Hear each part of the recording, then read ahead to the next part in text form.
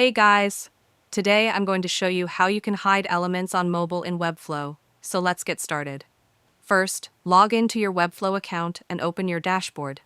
Here you'll see a list of all your projects. Find the website you want to edit and click on it to open the Webflow Designer. Once you're inside the editor, it's time to switch views to see how your site looks on mobile devices. At the top of the screen, you'll notice icons for different device sizes. Click on the mobile icon. This changes the editor view to mobile mode, allowing you to preview and adjust how your website appears on smaller screens. Now, to hide an element on mobile, simply click on the element you want to hide. Then, on the right-hand Style panel, scroll to find the display settings. Open the drop-down menu and select None. This tells Webflow not to show that specific element when your website is viewed on a mobile device. And that's it. You've successfully hidden elements on mobile in Webflow.